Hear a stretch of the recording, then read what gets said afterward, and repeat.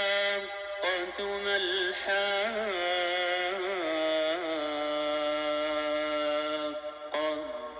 وما أدراك ما الحاقة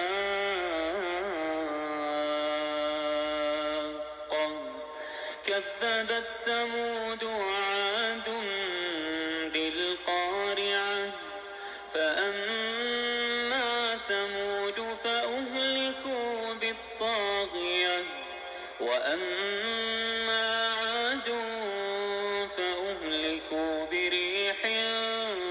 صرصر عاتية سخرها عليهم 7 ليال و8 أيام حسوما فترى القوم فيها صرعى كأنهم أعجاز نخل خاوية فهل ترى لهم من باقية وجاء فرعون ومن قبله والمؤتفكات بالخاطئة فعصوا رسول ربهم فأخذهم أخذة رابية إنا لما طغى الماء حملناكم في الجارية لنجعلها لكم تذكرة وتعيها أذن واعية لنجعلها لكم تذكرة وتعيها أذن واعية فإذا نفخ في الصور نفخة واحدة وحملت الأرض والجبال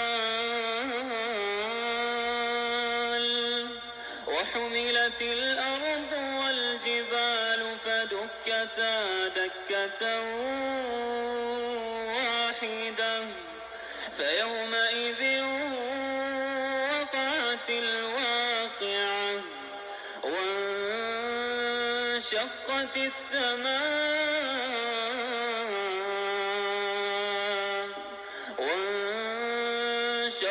السماء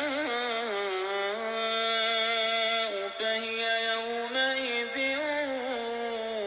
واهية والملك على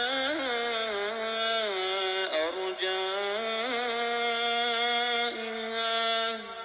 ويحمل عرش ربك فوقهم يومئذ 8 يومئذ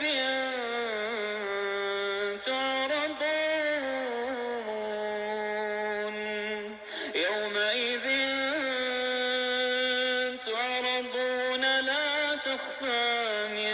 منكم خافية فأما من أوتي كتابه بيمينه فيقول هاؤم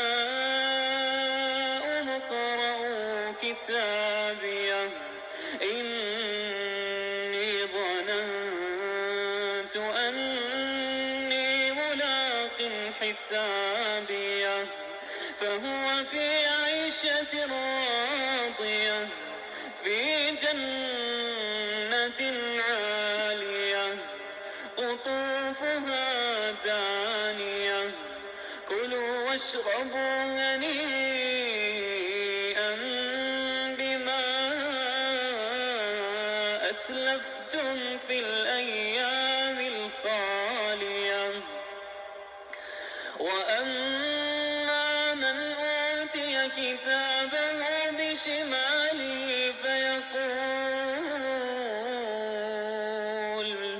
فيقول يا ليتني لم أوت كتابيه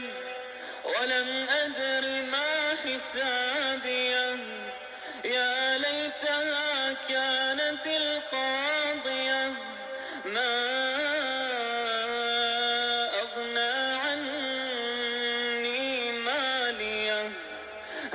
هلك عني سلطانيه خذوه فغلوه خذوه فغلوه ثم الجحيم صلوه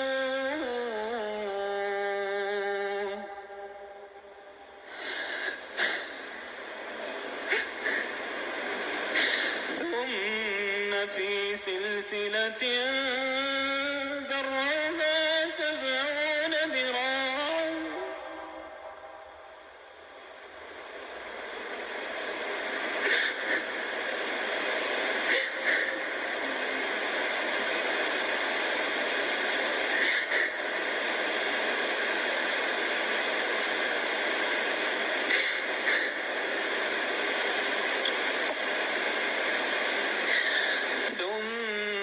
في سلسلة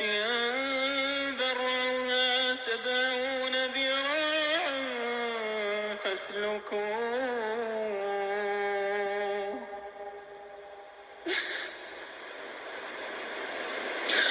إنه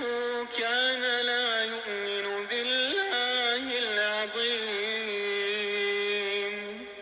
ولا يحض على طعام المسكين ولا يحض على طعام المسكين فليس له اليوم هاهنا حميم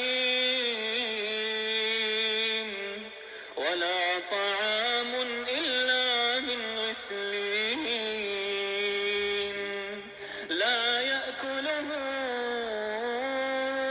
إلا الخاطئون فلا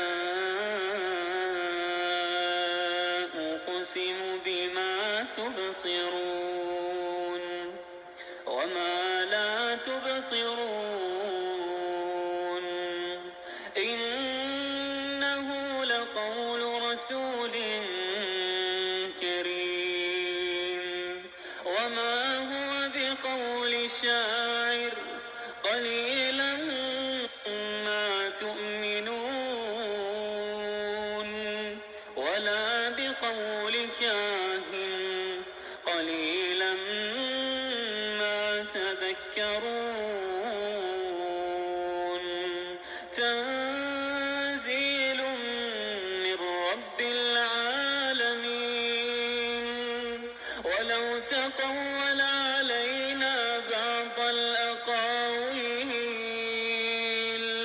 لأخذنا منه باليمين ثم لقطعنا منه الوتين فما منكم من أحد عنه حاجزين وإنه لتذكرة للمتقين وإنا لنعلم أن منكم مكذبين وإنه لحسرة على الكافرين وإنه لحق اليقين فسبح باسم ربك العظيم